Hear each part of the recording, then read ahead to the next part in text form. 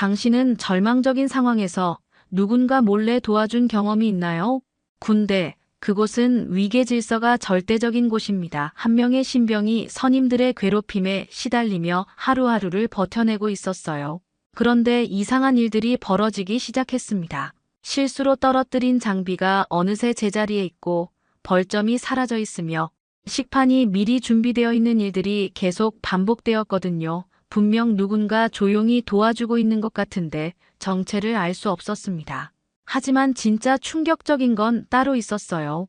그 보이지 않는 손길의 정체가 밝혀졌을 때, 그리고 그 이유를 알게 되었을 때의 이야기 말입니다. 고등학교 시절, 작은 친절 하나가 어떻게 이런 기적 같은 인연을 만들어냈는지 정말 상상도 못했거든요. 지금부터 들려드릴 이야기는 작은 선행이 어떻게 누군가의 인생을 완전히 바꿔놓았는지에 대한 실화입니다.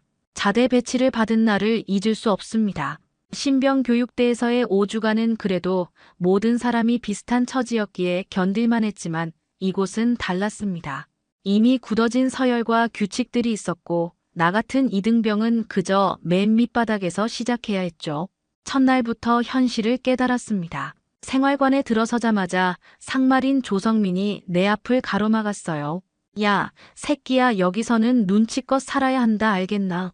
예, 알겠습니다. 목소리가 떨렸지만 최대한 또렷하게 대답했습니다.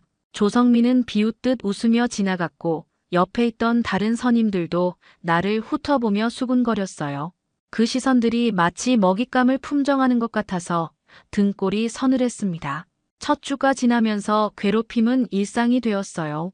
아침 점호 때마다 내무반 정리가 미흡하다며 갈굼을 받았고 식사 시간에는 늘 마지막에 줄을 서야 했습니다. 훈련 중에는 일부러 어려운 역할을 맡겨서 실수를 유도하곤 했죠. 특히 중간 계급인 상병 김태수가 가장 심했습니다. 자신도 얼마 전까지 괴롭힘을 당했던 처지인데 이제는 그 화살을 나에게 돌리고 있었어요. 오재훈, 또 헛발질하냐? 이런 식으로 하면 중대 전체가 엎드려 뻗쳐다. 김태수의 고함 소리가 훈련장에 울려 퍼졌습니다. 나는 얼굴이 달아오르며 다시 자세를 잡았지만 긴장 때문에 계속 실수를 반복했어요. 다른 동기들은 안쓰러운 눈빛으로 바라봤지만 자신들도 비슷한 처지라 도울 수는 없었습니다. 그런데 이상한 일들이 벌어지기 시작했어요. 분명히 잘못 정리했던 내무반이 어느새 완벽하게 정돈되어 있거나 실수로 떨어뜨린 총기 부품이 제자리에 있는 일이 생겼습니다. 처음에는 우연이라고 생각했지만 횟수가 늘어나면서 누군가 의도적으로 도와주고 있다는 확신이 들었어요. 가장 인상 깊었던 건 체력 검정 날이었습니다. 턱걸이에서 기준에 못 미쳐 낙제할 뻔했는데 체육부사관이 갑자기 다시 한번 해보라며 기회를 줬어요. 그런 일은 처음이었습니다. 나중에 알고 보니 누군가 미리 체육부사관에게 내 사정을 이야기해뒀다는 거였죠. 식당에서도 마찬가지였어요. 늘 마지막에 가서 반찬이 떨어져 고생했는데 어느 날부터는 미리 식판이 준비되어 있었습니다. 분명 누군가 챙겨둔 것이었지만 아무도 그런 내색을 하지 않았어요. 밤에 침대에 누워 생각해봤습니다. 대체 누가 나를 도와주는 걸까? 동기들은 자신들도 바빠서 그럴 여유가 없고 선임들은 오히려 괴롭히는 입장인이 아닐 거예요. 그렇다면 누구일까? 생활관을 둘러보면서 유독 눈에 띄는 사람이 있었습니다. 구석 침대에서 항상 책을 읽고 있는 김세진 일병이었어요. 말수가 적고 존재감이 희미해서 평소에는 잘 모르던 사람이었는데 자세히 보니 가끔 내 쪽을 슬쩍 쳐다보는 것 같았습니다. 하지만 확신할 수는 없었어요. 김세진은 늘 무표정하고 조용했거든요. 그래도 누군가 나를 지켜보고 있다는 사실만으로도 위안이 되었습니다. 이 지옥 같은 곳에서 혼자가 아니라는 생각이 들면서 조금씩 버틸 힘이 생겼어요. 보이지 않는 손길이 있다는 것, 그것만으로도 충분했습니다. 한 달이 지나면서 나를 돕는 누군가의 존재는 더욱 확실해졌습니다. 하지만 정작 그 정체를 파악하기는 더욱 어려워졌어요. 마치 유령처럼 흔적도 없이 도움만 주고 사라지는 거였습니다. 어느 목요일 아침이었어요. 전날 밤 불침번을 서면서 졸아서 벌점을 받았는데 아침에 확인해보니 벌점 명단에서 내 이름이 사라져 있었습니다. 분명히 적혀 있었는데 말이죠. 부사관에게 물어보고 싶었지만 괜히 문제를 키울까봐 그냥 넘어갔어요. 이상하다 분명히 벌점을 받았는데 혼자 중얼거리며 생각에 잠겼습니다. 이런 일이 한두 번이 아니었거든요. 며칠 전에는 총기 손질을 제대로 못해서 재검을 받을 뻔했는데 어느새 완벽하게 손질되어 있었고요. 가장 당황스러웠던 건 조성민 병장의 갑작스러운 태도 변화였습니다. 평소에는 나를 보면 트집을 잡던 사람이 어느 날부터는 그냥 지나치기 시작했어요. 심지어 한 번은 내가 넘어졌을 때 괜찮냐? 라고 물어보기까지 했습니다. 그 순간 주변 동기들도 놀란 표정을 지었어요. 병장님, 혹시 무슨 일이? 아니다. 그냥 조심해라. 조성민은 어색하게 말을 마무리하고 자리를 떴습니다. 나중에 동기 박민수에게 물어보니 누군가 조성민에게 내 이야기를 해줬다는 소문이 있었어요. 하지만 정확히 누가 그랬는지는 아무도 몰랐습니다. 호기심은 점점 커져갔어요. 나는 몰래 주변을 관찰하기 시작했습니다. 누가 나를 도와주는지 알아내기 위해서 말이죠. 식사 시간에는 일부러 늦게 가서 누가 식판을 미리 준비해두는지 봤고, 훈련 중에는 주변 사람들의 행동을 유심히 살폈어요. 하지만 아무것도 발견할 수 없었습니다. 모든 사람이 자연스럽게 행동했고 누구도 특별히 나에게 관심을 보이는 것 같지 않았어요. 오히려 내가 지나치게 의식하고 있는 게 아닌가 싶을 정도였습니다. 그러던 중 유일하게 눈에 띄는 사람이 김세진이었어요. 침대에서 책을 읽을 때도 식사할 때도 훈련할 때도 늘 조용했습니다. 하지만 가끔 내가 어려운 상황에 처할 때마다 김세진이 근처에 있다는 걸 깨달았어요. 혹시 김세진 일병이? 의심이 들기 시작했지만 확신할 수는 없었습니다. 김세진은 워낙 말이 없고 무표정해서 속마음을 알 수가 없었거든요. 더군다나 나와는 계급도 다르고 특별한 접점도 없었어요. 어느 날 저녁 용기를 내서 김세진에게 다가갔습니다. 일병님, 혹시 시간 되시면 잠깐 이야기할 수 있습니까? 김세진은 책에서 눈을 떼더니 나를 쳐다봤어요. 몇 초간의 침묵이 흘렀습니다. 무슨 일이야? 그냥 궁금한 게 있어서 말입니다. 별일 아니면 나중에 하자. 지금 바쁘다. 김세진은 다시 책으로 시선을 돌렸습니다. 나는 더 이상 말을 이어가지 못하고 자리를 떴어요. 뭔가 벽에 막힌 기분이었습니다. 밤에 침대에 누워서 생각했어요. 대체 누가 나를 도와주는 걸까? 왜 정체를 숨기는 걸까? 그리고 왜 하필 나를? 이런 질문들이 머릿속을 맴돌면서 잠을 이룰 수 없었습니다. 누구야? 대체 날 도와주는 사람은? 작은 목소리로 중얼거렸지만 어둠 속에서는 아무런 대답이 들려오지 않았어요. 보이지 않는 손길의 정체는 여전히 미스터리였고 그 궁금증은 날이 갈수록 깊어져만 갔습니다. 몇 달이 흘러나도 상병이 되었습니다. 계급이 올라가면서 예전만큼 노골적인 괴롭힘은 줄어들었지만 여전히 위계 질서의 무게는 어깨를 짓눌렀어요. 이제는 후임들도 생겼지만 나 역시 선임들 눈치를 봐야 하는 애매한 위치였습니다. 그날은 특히 중요한 날이었어요. 연대 차원의 종합훈련이 있었고 우리 소대가 핵심 임무를 맡게 되었습니다. 통신장비 운용이 내 담당이었는데 평소보다 복잡한 장비였거든요. 며칠 전부터 밤마다 매뉴얼을 외웠지만 실전에서는 또 다른 문제였습니다. 오재훈 상병, 통신 상태 점검하고 보고하라. 소대장의 명령이 떨어졌습니다. 손이 떨리면서 장비를 조작했는데 갑자기 신호가 끊어졌어요. 식은땀이 등을 타고 흘렀습니다. 이런 상황에서 실수하면 소대 전체가 문제가 되거든요. 어떻게 된 거냐? 죄송합니다. 잠깐만 기다려 주십시오. 필사적으로 매뉴얼을 떠올리며 이것저것 만져봤지만 해결되지 않았어요. 주변 동료들의 시선이 따가웠고 소대장의 얼굴은 점점 굳어져 갔습니다. 이대로 가면 큰 사고가 날 것 같았어요. 그런데 그때였습니다. 누군가 내 뒤로 조용히 다가왔어요. 돌아보니 김세진 병장이었습니다.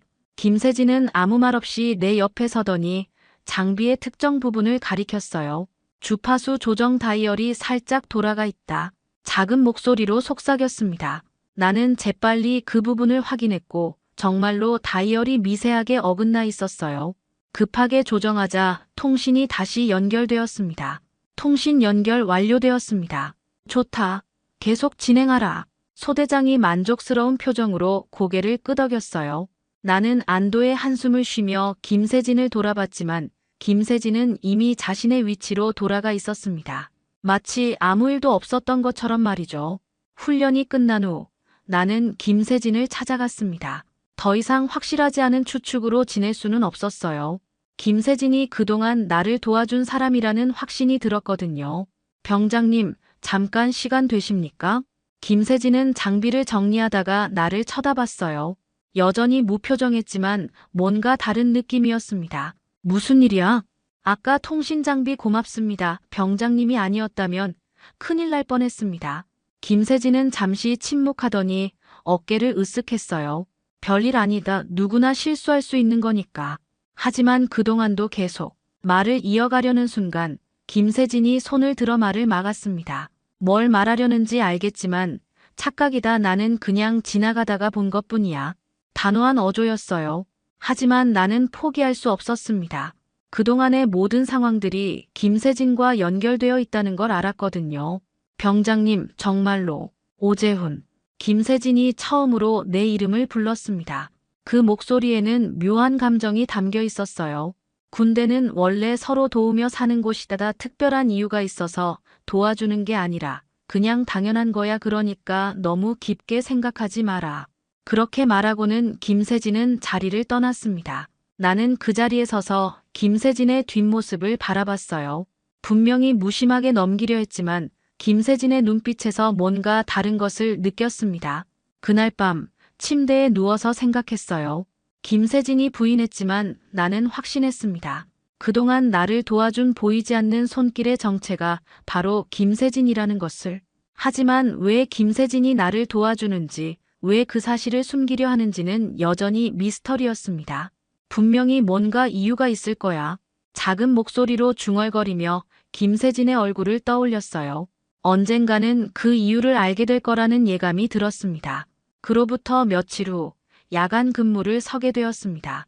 부대 내 주요 시설을 순찰하는 임무였는데 평소보다 인원이 적어서 김세진 병장과 단둘이 배치되었어요. 이런 기회가 온 것도 우연이었는지 아니면 누군가 일부러 그렇게 한 건지 알 수 없었습니다. 밤 10시가 넘어가면서 부대는 조용해졌어요. 간헐적으로 들리는 경비 교대 소리와 멀리서 들려오는 차량 소음만이 고요함을 깨뜨렸습니다. 김세진과 나는 정해진 루트를 따라 순찰을 돌았지만 서로 말이 없어서 어색한 분위기였어요. 병장님, 커피라도 한잔 하시겠습니까? 순찰을 마치고 초소로 돌아오면서 조심스럽게 물어봤습니다. 김세진은 잠깐 생각하더니 고개를 끄덕였어요. 그래, 고맙다. 인스턴트 커피를 2잔 타서 건네줬습니다. 김세진은 커피를 받아들고는 창밖을 바라보며 조용히 마셨어요. 이런 상황에서 어떤 말을 꺼내야 할지 몰라서 나도 그냥 커피만 마셨습니다. 한참을 그렇게 있다가 김세진이 먼저 입을 열었어요. 오재훈, 혹시 고등학교 다닐 때 어디였나? 갑작스러운 질문이었습니다. 지금까지 김세진이 개인적인 이야기를 꺼낸 적이 한 번도 없었거든요. 서울 방배고등학교였습니다. 아, 그래. 김세진의 목소리에 묘한 떨림이 있었어요. 뭔가 중요한 이야기를 하려는 것 같았습니다. 그럼 혹시 고등학교 때 교문 앞에서 왕따 당하며 일진에게 맞던 어떤 아이 도와준 적 없냐? 순간 심장이 멈추는 것 같았습니다. 그 말을 듣는 순간 머릿속에 하나의 기억이 떠올랐어요. 고등학교 2학년 때였습니다.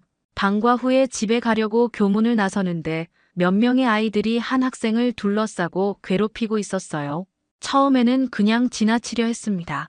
괜히 끼어들었다가 나도 표적이 될 수 있었거든요. 하지만 그 아이가 너무 무력하게 당하고 있는 모습을 보니 그냥 넘어갈 수가 없었어요. 야, 너희들 뭐 하는 거야? 큰 소리로 외치며 다가갔습니다. 일진들은 처음에는 나를 무시하려 했지만 내가 체육부 출신이라는 걸 알고는 슬금슬금 물러났어요. 그 아이는 눈물을 훔치며 고개를 숙이고 있었는데 너무 위축되어 있어서 얼굴을 제대로 보지 못했습니다. 괜찮나? 많이 다쳤나? 고맙습니다. 정말 고맙습니다. 작은 목소리로 인사를 하고는 급하게 사라져버렸어요. 그 후로는 그 아이를 다시 본 적이 없었습니다. 워낙 조용하고 눈에 띄지 않는 아이였거든요. 그 아이가 혹시... 김세진이 고개를 끄덕였습니다. 그 아이 나였어.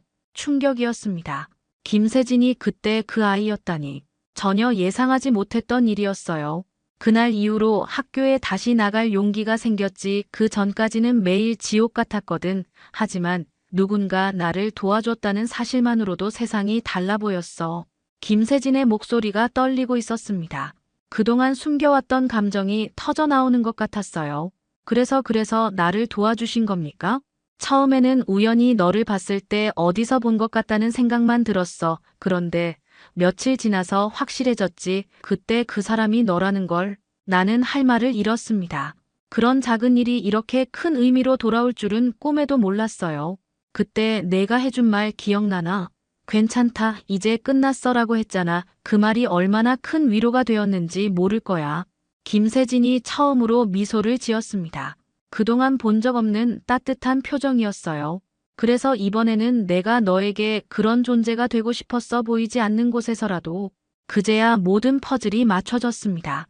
김세진이 나를 도와준 이유, 그리고 왜 정체를 숨기려 했는지까지.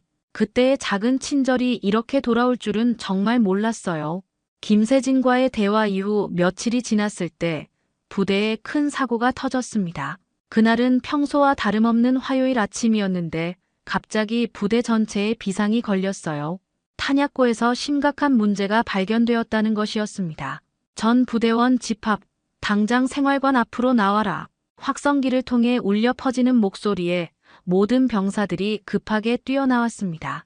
중대장의 얼굴은 심각했고 주변 간부들도 긴장한 표정이었어요. 이런 상황은 처음 겪어보는 일이라 심장이 빠르게 뛰었습니다.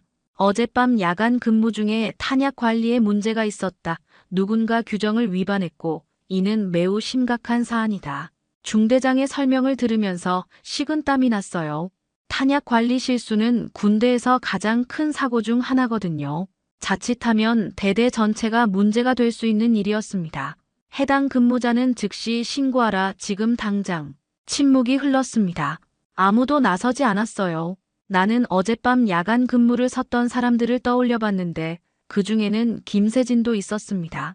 갑자기 불안한 예감이 들었어요. 한참을 기다리던 중대장이 다시 입을 열었습니다. 그럼 해당 근무조 전체를 조사하겠다. 한 명씩 불러서 조사할 것이니 각오하라. 그때였습니다. 갑자기 김세진이 앞으로 나섰어요. 중대장님, 제가 잘못했습니다. 모든 사람의 시선이 김세진에게 집중되었습니다. 나는 깜짝 놀라서 김세진을 바라봤어요. 분명히 김세진이 실수한 게 아닐 텐데 왜 자백하는 걸까요? 김세진 병장, 정확히 무엇을 잘못했나? 탄약 점검 중에 개수를 잘못 기록했습니다. 제 실수입니다. 김세진의 목소리는 단호했습니다. 하지만 나는 뭔가 이상함을 느꼈어요. 김세진은 워낙 꼼꼼한 사람이라 그런 실수를 할 리 없었거든요. 김세진 병장, 중대장실로 따라와라. 나머지는 해산. 명령이 떨어지자 모든 사람들이 흩어졌습니다. 나는 급하게 김세진에게 다가갔어요. 병장님, 잠깐만 말씀 좀 나눌 수 있으시겠습니까? 김세진이 돌아봤습니다. 평소와 다르게 어딘가 결의에 찬 표정이었어요. 왜 그러셨습니까? 병장님이 하신 일이 아니잖습니까? 오재훈, 너는 몰라도 돼. 하지만 이제 곧 저녁이잖아. 넌 다치면 안 돼. 김세진의 말에 가슴이 먹먹해졌습니다. 김세진은 저녁을 불과 몇 주 앞두고 있었어요. 이런 상황에서 책임을 지면 저녁이 연기될 수도 있었습니다. 병장님, 안 됩니다. 이건 올바르지 않습니다. 가만히 있어. 내가 알아서 할 일이야. 김세진은 더 이상 말하지 않고 중대장실로 향했습니다. 나는 그 뒷모습을 바라보며 주먹을 꽉 쥐었어요. 이런 식으로 끝낼 수는 없었습니다. 그날 오후 나는 진짜 범인을 찾기 위해 동분서주했습니다. 야간 근무를 함께 섰던 동료들과 이야기해보고 탄약고 근처에서 근무했던 사람들을 추적해봤어요. 그 결과 진짜 실수를 한 사람이 따로 있다는 걸 알아냈습니다. 문제는 그 사람이 조성민 병장이라는 것이었어요.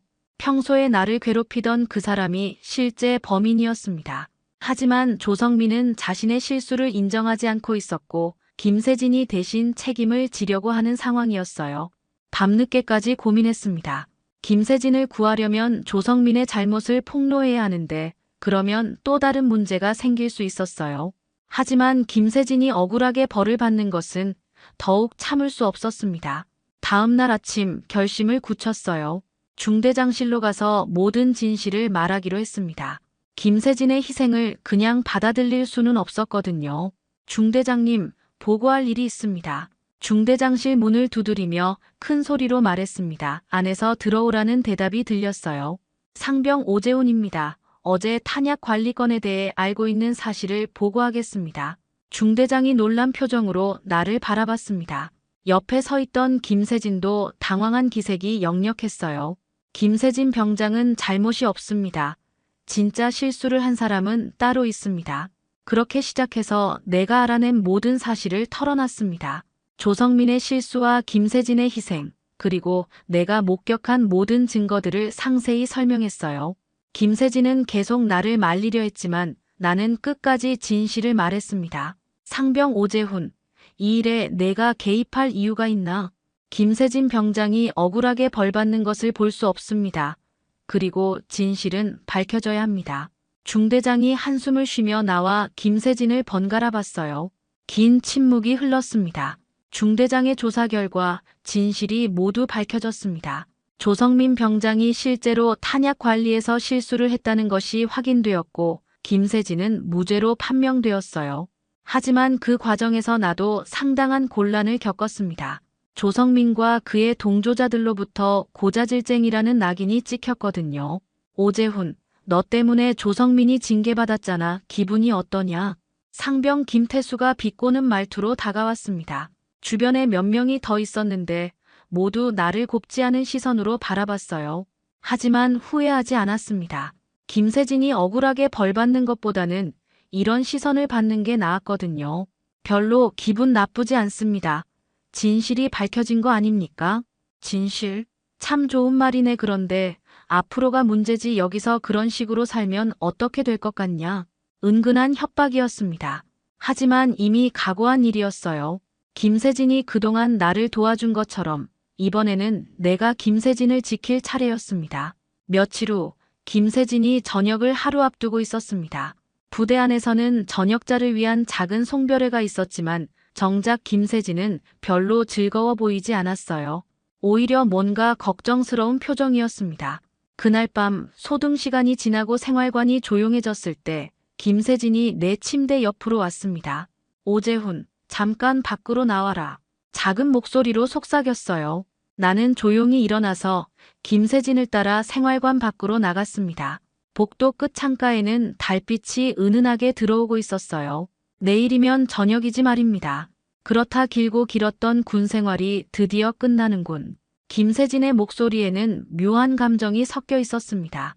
기쁨과 아쉬움이 동시에 느껴졌어요. 병장님 덕분에 여기까지 올 수 있었습니다. 정말 고맙습니다. 고맙다는 말은 안 해도 돼. 넌 그때 이미 해줬으니까. 김세진이 고개를 저었습니다. 그리고 잠시 망설이더니 주머니에서 작은 수첩을 꺼냈어요. 이거 너 주려고 가져왔다. 수첩을 받아보니 김세진의 연락처와 주소가 적혀 있었습니다. 그리고 마지막 페이지에는 짧은 글이 있었어요. 진짜 친구가 되었으면 좋겠다. 군대가 아닌 곳에서. 글을 읽고 있는 나를 보며 김세진이 말했습니다. 8개월 후에 밖에서 꼭 보자. 진짜 친구로.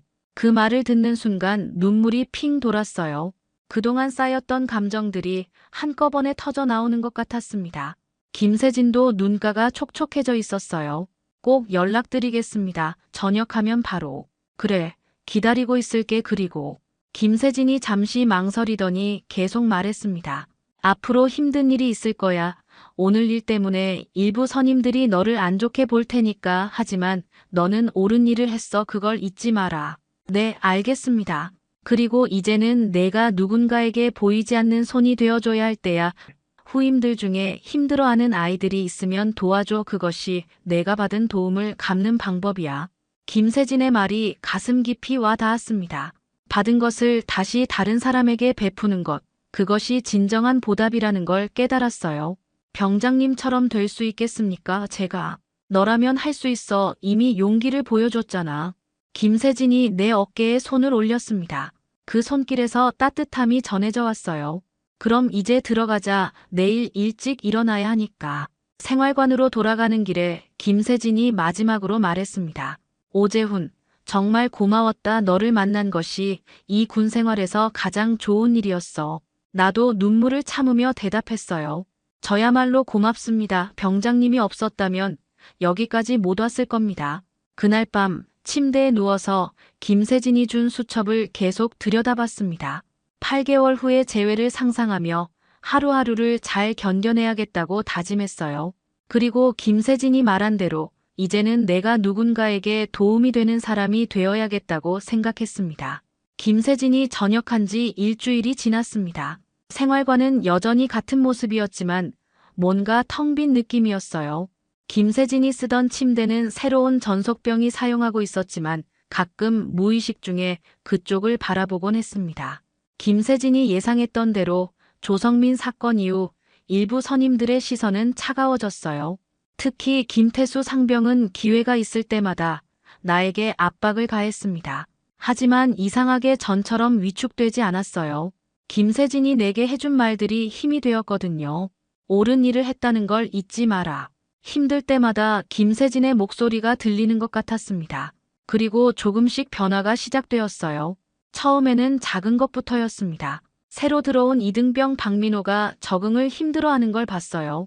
나와 비슷한 상황이었습니다. 내성적이고 선임들 눈치를 많이 보는 성격이었거든요. 어느 날 훈련 중에 박민호가 장비 사용법을 몰라서 당황하는 모습을 봤습니다. 김태수 상병이 다가와서 소리를 지르려는 순간 나는 재빨리 끼어들었어요.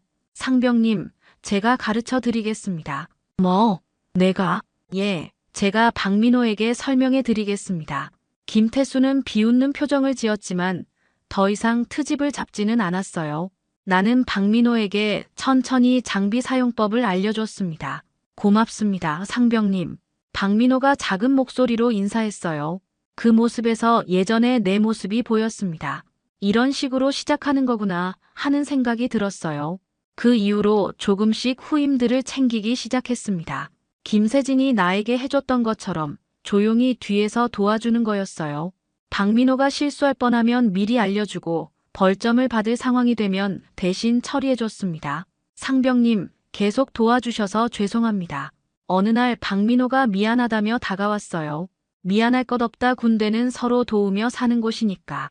김세진이 나에게 했던 말을 그대로 전해줬습니다. 박민호는 눈을 동그랗게 뜨더니 고개를 끄덕였어요. 시간이 지나면서 후임들뿐만 아니라 동기들과의 관계도 달라졌습니다. 조성민 사건 때 용기를 보인 것이 오히려 존경받는 일이 되었거든요. 물론 모든 사람이 그런 건 아니었지만 적어도 동기들은 나를 다르게 보기 시작했어요. 오재훈, 너 요즘 많이 달라졌다. 동기 박민수가 말했습니다. 뭐가 달라졌는데? 예전에는 눈치만 보더니 이제는 당당해졌어. 그리고 후임들 챙기는 모습도 보기 좋고. 그런 말을 들을 때마다 김세진이 생각났어요.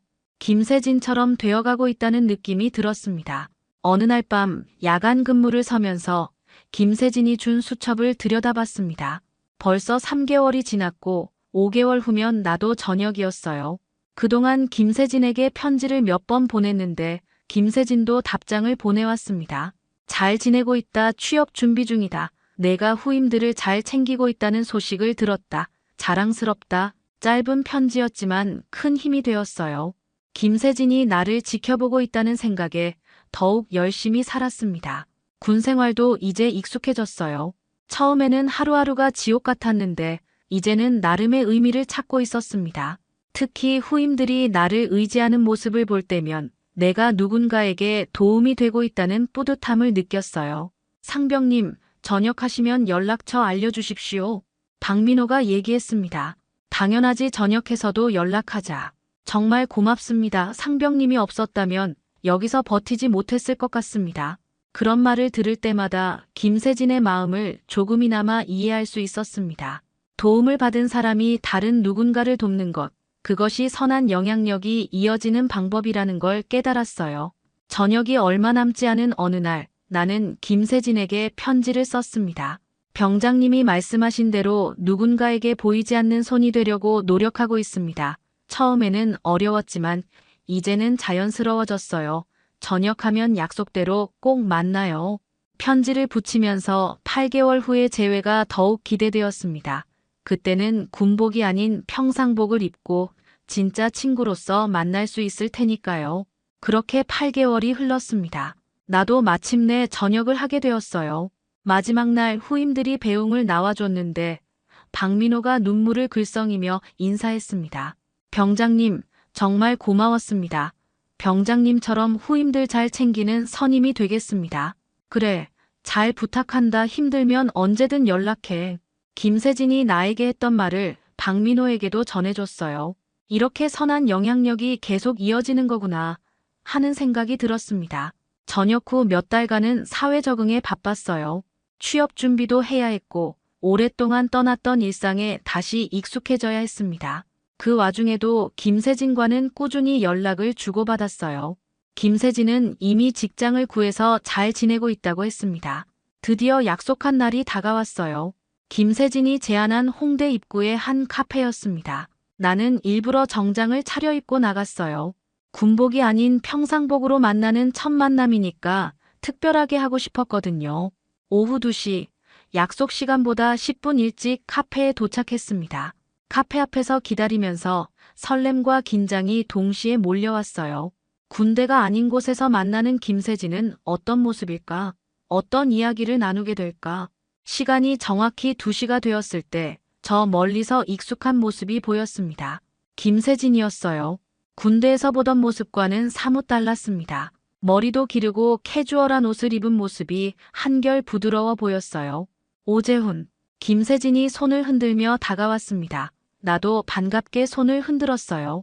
병장님 아니 형, 서로 마주보며 웃었습니다. 이제는 군대의 위계 질서가 아닌 평범한 사회에서 만난 친구였으니까요.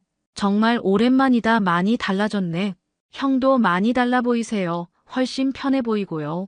카페 안으로 들어가서 자리에 앉았습니다. 커피를 주문하고 나서 서로의 근황을 나눴어요. 김세진은 IT 회사에 다니고 있었고 나는 아직 취업 준비 중이라고 했습니다. 그런데 후임들은 어떻게 지내냐? 김세진이 관심 있게 물어봤어요. 박민호가 계속 연락해요. 형이 제게 해주신 것처럼 후임들을 챙기고 있다고 하더라고요. 그거 참 좋네. 정말 뿌듯하다. 김세진의 얼굴에 만족스러운 표정이 떠올랐습니다. 형 덕분에 많은 걸 배웠어요. 단순히 군 생활을 버티는 게 아니라 누군가에게 도움이 되는 사람이 되는 법을 말이죠. 너도 충분히 그런 사람이었어. 나는 그냥 계기를 만들어준 것뿐이야. 한참 이야기를 나누다가 김세진이 조심스럽게 말을 꺼냈습니다. 오재훈, 그날의 인사는 이제 해도 되지. 순간 무슨 말인지 알겠더라고요. 그동안 하지 못했던 진심 어린 감사의 인사말이었습니다. 고마웠다 진심으로. 김세진의 목소리가 떨렸어요. 나도 눈가가 촉촉해졌습니다. 저야말로 고맙습니다. 형이 없었다면 지금의 제가 없었을 거예요. 우리 둘 다 서로에게 도움이 되었던 것 같다. 그 어려운 시간을 함께 버텨낸 거니까. 그렇게 우리는 오랫동안 이야기를 나눴습니다. 군대에서의 추억, 앞으로의 계획, 그리고 서로에 대한 고마움까지. 시간 가는 줄 몰랐어요. 해가 지기 시작할 무렵 김세진이 말했습니다. 앞으로도 계속 만나자. 이제 진짜 친구니까. 당연하죠. 자주 연락하고 만나요. 카페를 나서면서 김세진이 마지막으로 말했어요. 오재훈, 너도 앞으로 누군가에게 보이지 않는 손이 되어줘. 그것이 우리가 받은 도움을 갚는 방법이야. 네, 꼭 그렇게 하겠습니다. 헤어지면서 서로 악수를 나눴습니다. 단단하고 따뜻한 악수였어요. 이제 우리는 계급이 아닌 진짜 친구로서 새로운 시작을 하는 거였습니다. 집으로 돌아가는 길에 생각했어요. 고등학교 때의 작은 친절이 이렇게 큰 인연으로 돌아올 줄은 몰랐습니다. 그리고 김세진의 보이지 않는 손길이 나를 얼마나 강하게 만들어줬는지도 깨달았어요. 이제는 내 차례였습니다. 누군가에게 보이지 않는 손이 되어주는 것, 받은 선함을 다시 세상에 돌려주는 것, 그것이 진정한 삶의 의미라는 걸 김세진이 가르쳐줬습니다. 김세진과의 이야기는 끝났지만 보이지 않는 손의 연결고리는 계속될 것입니다. 나를 통해, 그리고 내가 도울 다른 누군가를 통해서 말이죠. 오늘 이야기 어떠셨나요? 재미있으셨다면 구독과 좋아요 부탁드립니다. 시청자 여러분 항상 건강하시고 행복하세요.